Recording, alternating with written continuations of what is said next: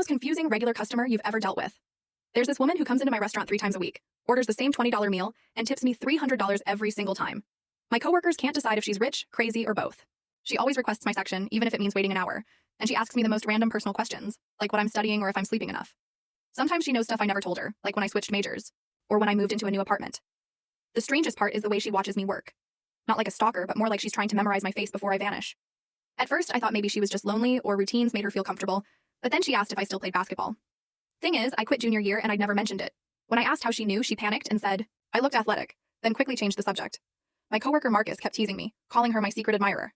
She only requests your section, man. She's into you, he'd say. The others made kissy faces every time she walked in, but something about her felt different, like it wasn't just a crush. Then my mom was diagnosed with breast cancer.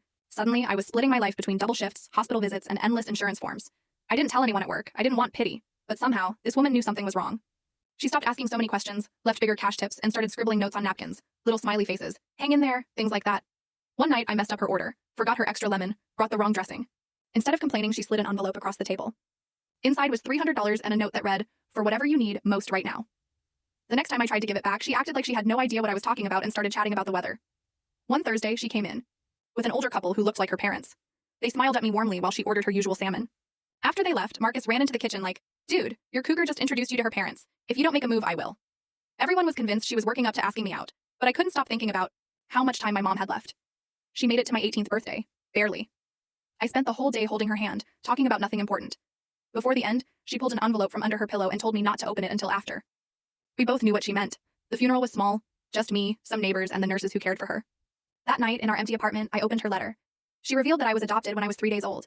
My birth mom was only 14 at the time and chose a closed adoption. My mom said it was perfect. She wanted to be my only mother, but she'd kept a letter my birth mom wrote for me in case I ever wanted to read it.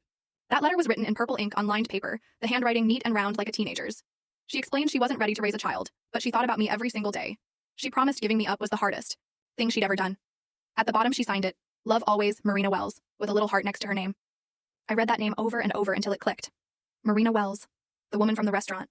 I couldn't process it. I called in sick for a week. When I finally came back, she was at her usual table, salmon getting cold. The second she saw me, her face went pale, her hands shook, and I knew she realized I'd figured it out. Through tears, she whispered, I've been waiting 2 years for this moment. I'll understand if you need time, or if you never want to see me again. But I didn't need time. I slid into the booth across from her, reached for her hand, and she gripped it like she'd never let go. We both cried right there in the middle of the dinner rush. Nobody cared, and I finally understood why she'd been there all along.